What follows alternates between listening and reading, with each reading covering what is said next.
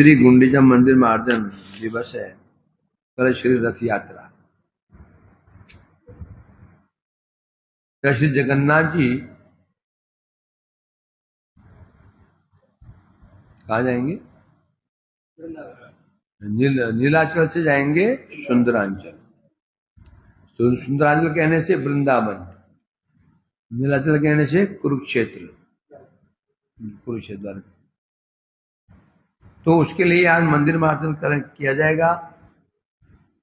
स्वयं महाप्रभु ने अपने हाथ से मंदिर मार्जन किया था। और जो जगन्नाथ जी है, पहले इनका स्वरूप क्या था? इनका स्वरूप था नील माधव जी। पहले ये ठाकुर जी नील माधव के रूप में जगत में विराजमान थे। बाद में प्रकाशित हुए जगन्नाथ बलदेव सुभद्रा जी के रूप। कथा ऐसे सुनी जाती है, राजा इंद्रद्युम्न ने किसी युग में, सत्ययुग में, बड़े भक्त राजा थे।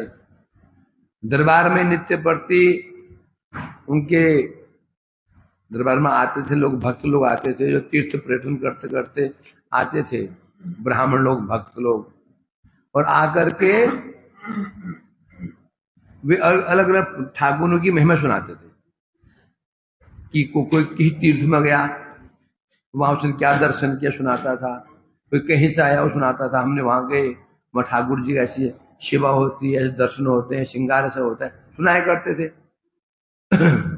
एक ब्राह्मण देवता है, उन्होंने एक ठाकुर जी की भगवान की कथा सुनाई कि नील माधव, बड़ा उनका सौंदर्य माधुर्य का बड़ा वर्णन किया। राजा ने पूछा, ये ठाकुर ये कहाँ रहते हैं? बोले कहाँ है हमें पता नहीं।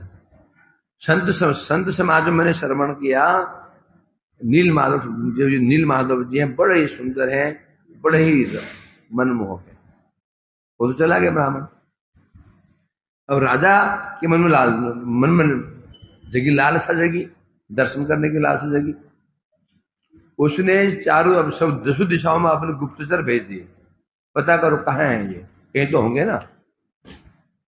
तो उसके गुप्तचर शहरों में, कस्बों में, गांवों में, नगरों में, पहाड़ों में, पर्वतों में खोज रहे, कहीं तो होंगे। खोजते खोजते सब वापस आ गए।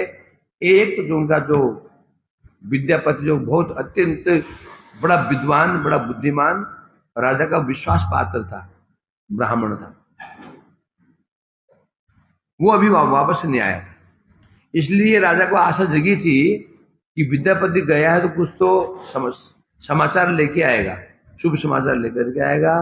और विद्यापति जाते जाते जाते जब सोच रहे हैं, कंदराओं में खोज रहे हैं, पहाड़ों में खोज रहे हैं, जंगलों में खोज रहे हैं। कई मंदिर ऐसे होते हैं जंगलों के बीच में होते हैं, कई जो मंदिर होते हैं पहाड़ों की चोटी पे होते हैं। राजस्थान में, राजस्थान देखना तो मंदिर कहां पर होते हैं? ओ चोटी के ऊपर, गिरे तो सीधे मुक्ति वहां से, ऐसे मंदिर। तो ऐसे ही कहीं उनको पता ही नहीं चला। अंत में एक कस्बा आया जहां जंगली लोग रहते थे, शबर लोग, जंगली भील लोग रहते थे। रात हो गई तो उस दिन वो वहीं रुक गए।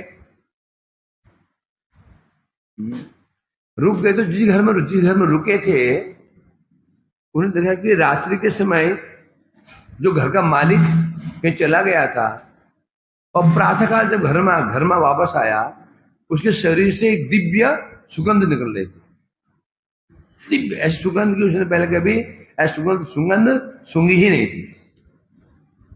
उसके मन में विचार है, ये सुगंध कहां से आएगी? रात को गया था और सुबह आया, और सुबह सुगंध कहां से आएगी?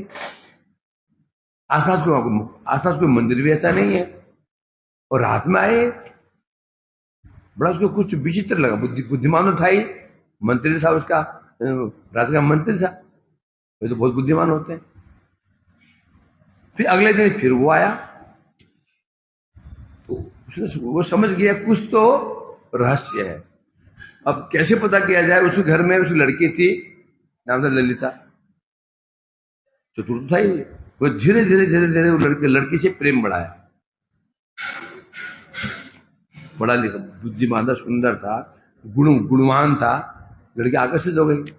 होते होते होते जब प्रगाढ़ संबंध हो गया तो उसने कहा, प्रस्ताव रख दिया उसके पिताजी से, मैं आपकी लड़की से शादी कर विवाह करना चाहता हूँ। अभिनेत्री पास में रह रहा था तो गुणवान तो था ही, सदाचारी था, गुणवान था। बड़ा उसके पिता बड़ा खुश हुआ, मेरी कन्या को इतना सुंदर वर मिल गया, शादी कर दी। जब शादी हो गई, एक दिन विद्यापति ने अपनी पत्नी से पूछा, ललिता से पूछा, मुझे एक बात बताओ, तुम्हारे पिता शाम को चले जाते हैं, सवेरे आते हैं, कहाँ जाते हैं?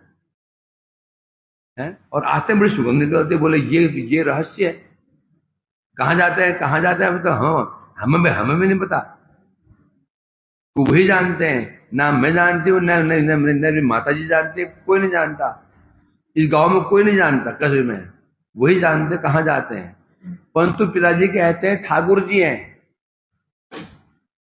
नीलमाधव ठाकुर जी हैं, मैं उनकी पूजा करने जाता हूं। ये सुनकर उसके कान खड़े हुए, मतलब तीर निशाने पर लग रहा है। अब धीरे धीरे धीरे उसने अपनी पत्नी पर दबाव डाला कि मेरी एक बार इच्छा हो रही, मैं दर्शन करूं नीलमाधव जी की। अब ब्लैकमेल, इमोशनल ब्लैकमेल, मैं तो पति हूं, क्या तुम मिलने क्या तुम इतना से काम नहीं कर सकती हो? इतना छोटा काम है, पिताजी को मनाओ, बस दर्शन करने हैं बस। आप पत्नी तो पत्नी होती है, बातों में आ गए।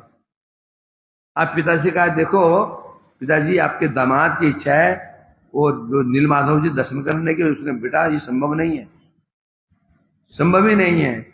और लगी रोने, पिताजी बस आपसे कुछ नहीं मांगूंगी, इतनी प्रार्थना।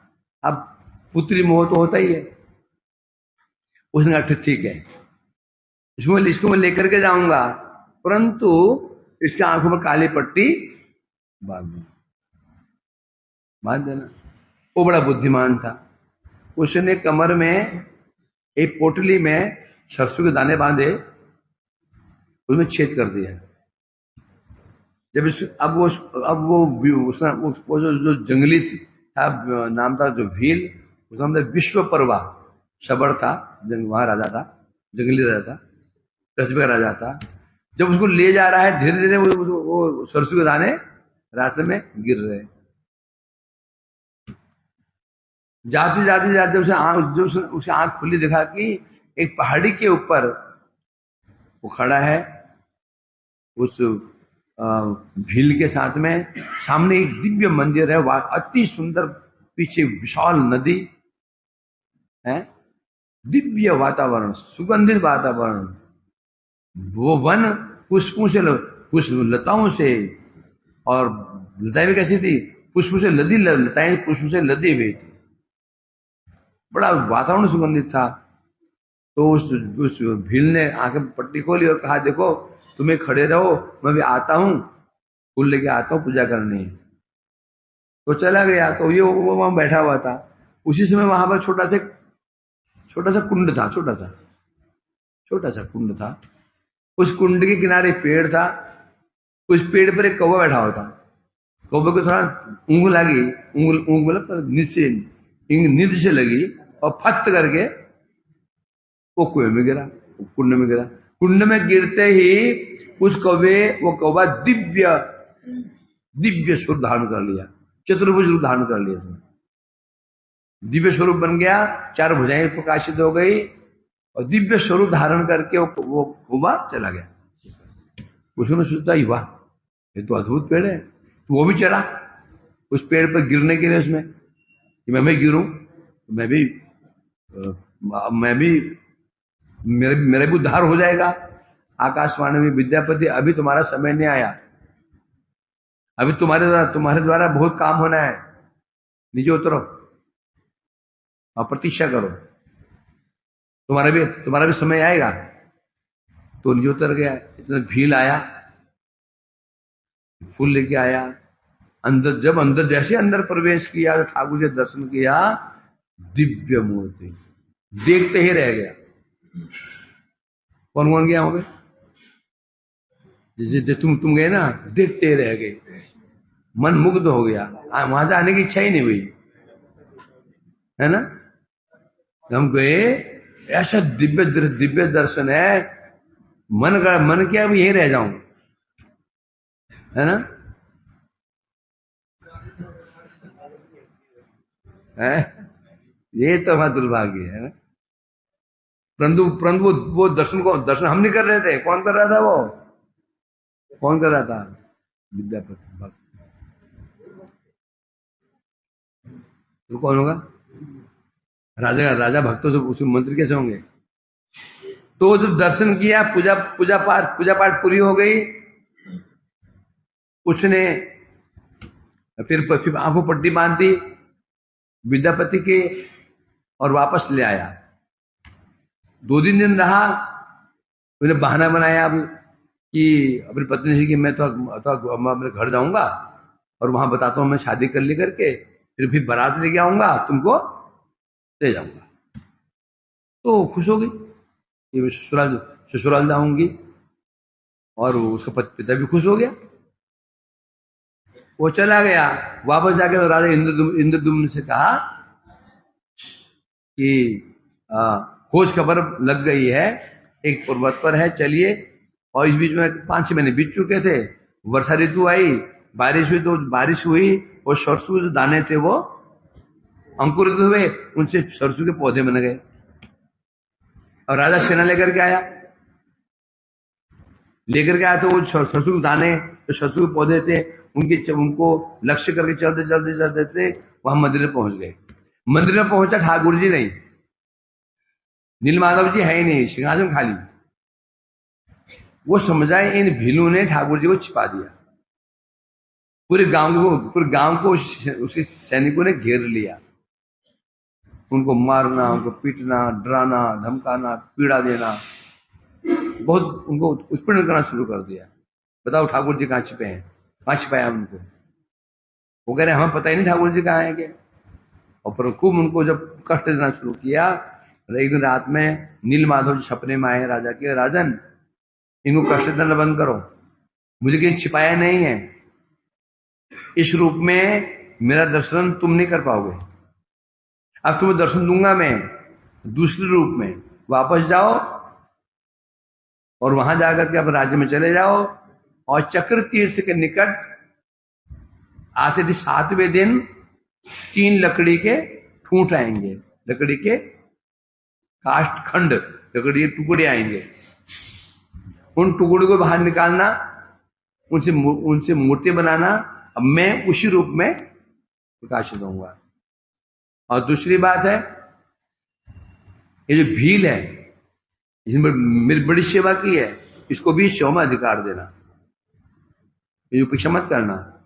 राजा चला गया, प्रतीक्षा कर रहा था। 7वें दिन खबर आई कि चक्रतीर्थ के बाद समुद्र में 3 लकड़ियां बहते बहते आई हैं। तो राजा लग गया अपने सेवकों को लेकर के, उठाओ इसको। वो इतनी भारी लकड़ियां थी, इतनी भारी थे वो लकड़ी के खंड, 10-10 पहलवान उठाने पे, हाथी लगा दे, हाथी खींच के ले जाएंगे, हाथी चिघाड़ रहे मर तो उसको खींच नहीं पाए लकड़ियों को। आकाशवाणी हुई, इससे नहीं होगा, हाथी खोल दो। आगे से पकड़े विद्यापति, पीछे से पकड़े वो ये भील, विश्वकर्मा बुलाओ उसको। दोनों आए तो लकड़ी आसानी से उड़ गई, उठा के लेके चले गए 3 लकड़ियों को। बोला मूर्ति बनाओ इनकी। और राजा ने अपने राज्य में ढिढोरा पेड़ दिया, जो व्यक्ति इन 3 लकड़ियों से मूर्ति बनाएगा उसको मुंह मांगे इनाम मिलेगा। पुरस्कार के लालच में बड़े बड़े कारीगर आए, परंतु जैसी छेनी रखते हैं, हथौड़ा मारते हैं, छेनी टूट जाती है। लकड़ी का कुछ लकड़ी में एक खरोंच नहीं आती है, छेनी टूट जाती है, तो हथौड़ा टूट जाता है। कितने आए कितने गए। अब राजा को चिंता लग गई, ये क्या हो रहा है, दुखी था। एक दिन एक कारीगर आए, वृद्ध परंतु बड़ा चेहरे में तेज, सफेद दाढ़ी, सफेद वस्त्र, सफेद दाढ़ी, ये सफेद, कुछ वृद्ध थे, दिव्य तेज। बोला महाराज मैं सुना कि आप लकड़ी से मूर्ति बनवाना चाहते हैं। हाँ चाहता हूँ, आप मुझे अवसर दीजिए। राजा हंसा, बोला कहाँ बड़े बड़े बलवान कारीगर हार गए और आप वृद्ध व्यक्ति कैसे बनाओगे? नहीं, आप अवसर दीजिए मेरे को, अवसर दीजिए। राजा ने अवसर दे दिया, ठीक है बनाओ। परंतु उसने कहा शर्त ये रहेगी, जब तक मूर्तियां नहीं बन जाएंगी द्वार बंद रहेगा, मैं स्वयं द्वार खोलूंगा, उससे पहले द्वार कोई नहीं खोलेगा। उसने मूर्ति अंदर हॉल में बड़े कमरे रखवा दी। अब काम करना, अब मूर्ति बननी शुरू हो गई। 1 दिन बीता, 2 दिन बीता, अंदर से कोई आवाज नहीं आ रही। अब रानी को चिंता लग गई, ये ब्राह्मण बूढ़ा तो वैसे ही है, खाने पीने का सामान भी नहीं है, कहीं ये मर गया भूखा भूखा प्यासा तो मूर्ति क्या बनेगी? ब्रह्म हत्या का पाप और सिर पर आ जाएगा। राजा को बार बार कहने लगे तो खोलो देखो आवाज आ रही नहीं आ रही, मुझे बुढ़ा कहीं मर तो नहीं गया अंदर। राजा ने कहा, राजा ने खुद समझाया नहीं खोलना चाहिए, मना कर रखा है। अब डर के मारे बार बार उसको दबाव डाले। राजा ने भी सोचा कहीं ऐसा, मंत्री भी कहने लगे अंदर आवाज तो आनी चाहिए ना, खुट खुट खुट खुट ठक ठक। राजा को चिंता लग गई, द्वार खुलवा दिया। खोलते ही देखा अंदर वो कारीगर तो है ही नहीं, और जो लकड़ियां थी अब बस केवल आंख गोल गोल, हाथ भी आधे आधे बने थे, शरीर आधा आधा। अभी उनको लकड़ियों से आधा ही मूर्ति बनी थी, आधा ही अंग बने थे उनके। ये देखकर राजा बड़ा दुखी हुआ है, ये सर्वनाश मैंने क्या कर दिया, ठाकुर जी का अंग ही नहीं बन पाया। विलाप करने लगा, दुखी हो गया। रात को सो रहा था, फिर नीलमाधव जी आए सपने में। बोलो महाराज चिंता मत करो, मैं इसी स्वरूप में जगत में प्रकाशित होना चाहता हूं, ये मेरा स्वरूप होगा, बस जैसे है ऐसे इनकी स्थापना करो। वही कहलाए जगन्नाथ बलदेव और सुभद्रा। अब प्रश्न होता है ये आधी अधूरी मूर्ति देखो ना, जगन्नाथ की मूर्ति कैसी है, आंख गोल गोल सा। हम कहते थे क्या सुंदर दिव्य दर्शन है, हैं? कितना सुंदर आंखें उनकी, सुंदर आंखें हैं क्या? वो दो डर के बारे में बोलते हैं कि शास्त्र में लिखा है पढ़ा नहीं अष्टकम में भी, क्या है नेत्र कैसे है उनके, प्रफुल्ल नेत्रम, क्या है प्रफुल्ल नेत्र है उनके, कमल के समान नेत्र। बोलना पड़ता है कमल के समान नेत्र है, अपराध हो जाएगा। तो इसी स्वरूप में मैं प्रकाशित होना चाहता था। बोलो क्यों होना चाहता था? इसके पीछे इतिहास है। द्वापर युग में, किसी द्वापर युग में द्वारिका में एक बार समस्त कृष्ण की जो रानियां पटरानियां थी, उन्होंने रोहिणी से पूछा, क्योंकि रोहिणी ब्रज में रही है। रोहिणी देवी से पूछा, माँ ये बताओ कि अब कब से अब हम उनकी पत्नियां हैं, बच्चे भी हो गए, पोते भी हो गए, कृष्ण पिता नहीं दादा भी बन चुके हैं, तो वो भी गोपियों को भूल नहीं पाए। अभी भी रात को सपने में गोपियों को नाम लेते हैं, ब्रजवासी को नाम लेते हैं। तो गोपियों में ऐसी क्या बात थी? बताइए कुछ तो होगा ना जो हम में नहीं है। तो उन्होंने कहा मैं बताऊंगा जरूर, परंतु शर्त यह है कि कृष्ण बलराम यहां नहीं आने चाहिए। उन्होंने कहा तो कृष्ण बलराम तो वहां पर है, अभी राजसभा में बैठे हैं, यहां कैसे आएंगे? तो भी आ सकते हैं। तो उनकी छोटी बहन सुभद्रा जी को खड़ा कर दे द्वार पे, द्वार तो बंद ही है, यदि आ जाए तो उनको अंदर नहीं आने देना। अब ये कथाएं शुरू हो गई, जो रोहिणी देवी सब जानती, कथा जानती थी, क्या महिमा थी, ब्रजवासी की महिमा क्या थी, गोपियों क्या महिमा थी, सब जानती थी। जब वो कथा सुना रही थी, उस कथा को सुन करके राजसभा जो कृष्ण और बलराम बैठे थे, कहाँ बैठे? राजसभा में उनका चित्त विचलित होना शुरू हो गया, रह ही नहीं पाए, भागे भागे पहुंचे। तो जैसी द्वार पर पहुंचे, बहन खड़ी हो गई, आप ऐसे कर सुभद्रा जी अंदर नहीं जा सकते। क्या हुआ? मैं का आदेश अंदर कोई नहीं जाएगा। तो तीनों वहीं खड़े हो गए, कृष्ण बलराम और सुभद्रा वही से सुन रहे थे। और सुनते सुनते सुनते सुनते सुनते ऐसा प्रेमाविष्ट हुए, कृष्ण बलराम सुभद्रा तीनों के अंग ही गल गए, शरीर ही गल गया उनका उस प्रेम आविष्ट का।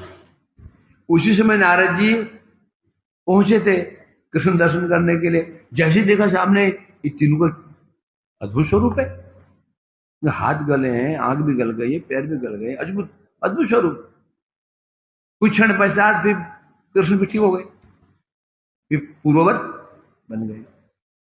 तो नारद जी ने कहा प्रभु मुझे आपसे एक वरदान चाहिए। बोले क्या चाहिए? मैं चाहता हूं जगत में आपका यही स्वरूप प्रकाशित हो।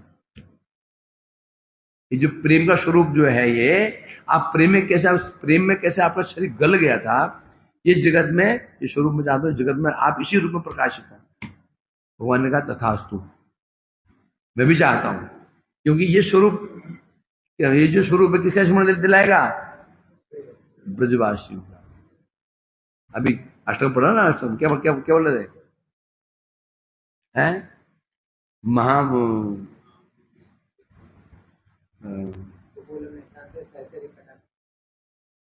है ना, तो उसमें आया तो इसलिए कह रहे हैं तब से भगवान ने वरदान दिया था ये, तो वही वरदान सिद्ध करने के लिए भगवान ने इस समय नील माधव जो नील माधव जी थे, प्रकट हुए जगन्नाथ जी के रूप में, जिनका स्वरूप गला हुआ स्वरूप था, उनके हाथ गले में, उनके नेत्र गले में, अर्ध स्वरूप, वही स्वरूप जगत में हमारे सामने प्रकाशित है। और बाद में राजा इंद्रद्युम्न ने फिर रथ यात्रा शुरू की, तो उससे पहले मंदिर मार्जन करना पड़ता। फिर राजा ने एक मंदिर बनवाया, उनकी पत्नी गुंडीचा थी, गुंडीचा राजा गुंडीचा मंदिर, उनकी पत्नी का गुंडीचा था, उनकी स्मृति में उन्होंने मंदिर बनवाया था। वहीं से ठाकुर जी जाते हैं। भाव क्या है? पहले महाप्रभु का आने से पहले रथ यात्रा का भाव एक था, उसका गौड़ियों का सब कोई भाव नहीं था। यदि महाप्रभु नहीं आते, ये भाव को प्रकाशित नहीं करते, तो गौड़ियों के लिए भी कोई महत्व नहीं था जगन्नाथ जी का। तो जगन्नाथ जी वैसे हैं कौन? द्वारकाधीश तो है, थोड़ी वो नंदनंदन श्री कृष्ण है।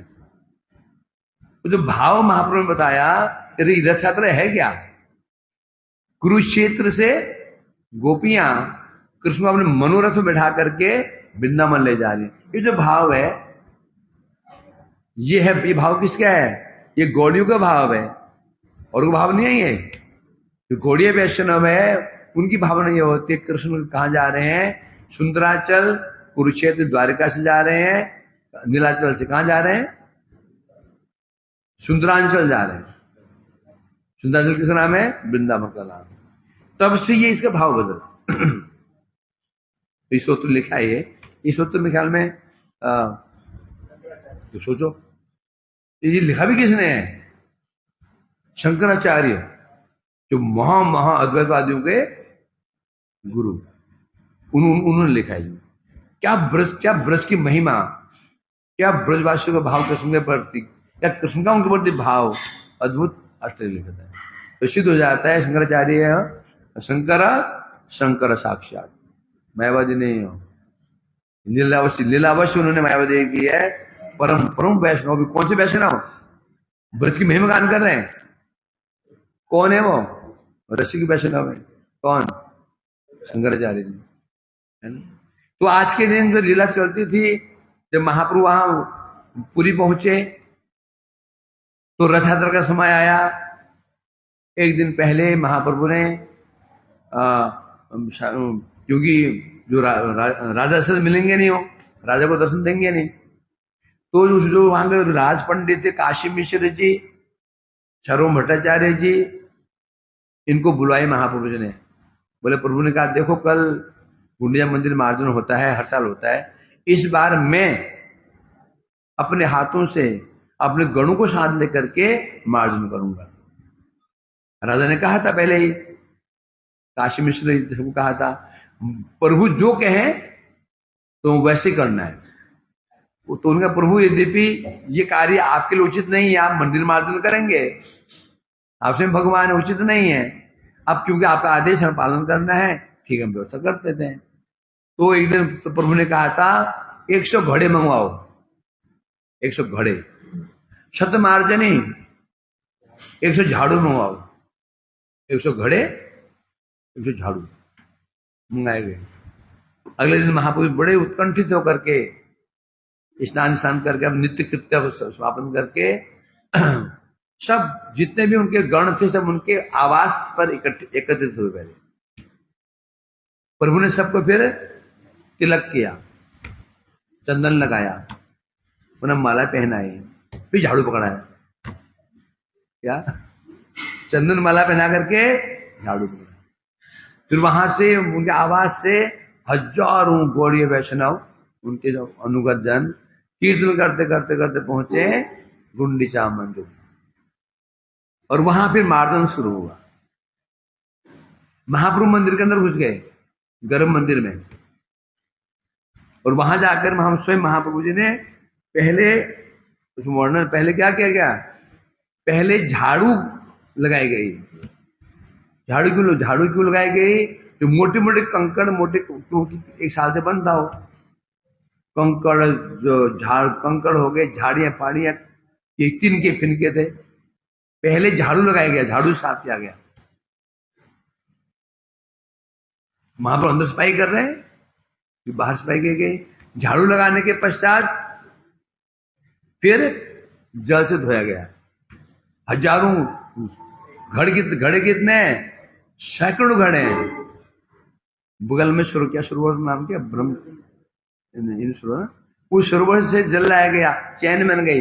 एक तो खाली घड़े जा रहे हैं, एक तो भरे हुए घड़े आ रहे हैं, सैकड़ों घड़े पानी आ रहा है। पहले झाड़ू लगाई गई, फिर उसको जल से धोया गया। महाप्रभु अंदर जाकर के जो घड़े फूट गए ना, उस खपची में जो खपच्चा है पानी लेकर के जोर से फेंकते ऊपर पानी, वो छत धुलाई कर रहे हैं। तब फिर जब मंदिर मार्जन हो गया, धुलाई हो गया, फिर महाप्रभु अपने कपड़े से महाप्रभु जी ने पूरे सिंहासन को मार्जन किया, कपड़े से मार्जन किया। और बाहर से मतलब बाहर जो प्रांगण धो रहे थे, और भी बहुत स्थान धो रहे थे, हैं धोते धोते जो सफाई चल रही थी, कुछ ऐसे थे जो भक्त लोग हमारे जैसे कामचोर, वहां तो कामचोर हुआ ही नहीं महाप्रभु, तो वहां वो कामचोर हो सकता क्या? नहीं हुआ। क्या था, ऐसा हो सकता है कि महाप्रभु का दर्शन करके कई व्यक्ति मुग्ध हो गए, हाथ में झाड़ू पकड़े बैठे हैं। कुछ गंभीर भक्त होते हैं, क्या गंभीर भक्त होते हैं, भावों को संभाल लेते हैं।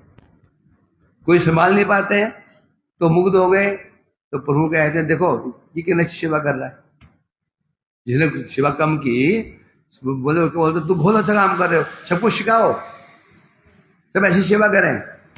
और लज्जित होकर के बेचारा अब सब डर जाते थे कि हमारा नंबर ना आ जाएगा। प्रभु ने कहा सफाई के बाद में सब अपना अपना कूड़े का ढेर अलग अलग लगाना, कूड़े का ढेर, फिर देखा जाएगा जिसका कूड़ा सबसे कम होगा उसको सबको भंडारा देना होगा, जैसे कम हुआ वो सब भंडारा देगा। और जब सफाई की गई और जब वो कूड़ा मापा गया, सबका कूड़ा एक तरफ, महाप्रभु का एक तरफ, मानो महाप्रभु के हजारों हाथ हो गए हों। सारा जितने हजारों भक्त थे जो उन्होंने कूड़ा इकट्ठा किया था एक ढेर, और महाप्रभु जो अकेले जो कूड़ा इकट्ठा किया था उसका अलग ढेर, बल्कि महाप्रभु ढेर ही बड़ा था। इस पर मंदिर मार्जन किया गया, अंदर बाहर प्रांगण चारों तरफ, और कई और भी नरसिंह मंदिर भी हैं, सब साफ किया गया है ना। अभी हम भी अब शुरू करते हैं, अभी शुरू करते हैं हम लोग भी। सब धुलाई का झाड़ू आ चुकी हैं, माँ सो आए थे, हमारे तो 8 ही मंगा रखी हैं। वो घड़ा नहीं, वो घड़ा था, यहाँ पाइप मंगा रखा है, तो जानते हैं, भगवान जानते हैं हमारे भक्त बड़े कोमल कोमल आदमी हैं। तो उसको टाइम नहीं टाइम नहीं समझाएंगे, कल समझाएंगे। प्रभुपाद जी तो है ना, प्रभुपाद जी तथ्य में आप सब लग जाओ कुछ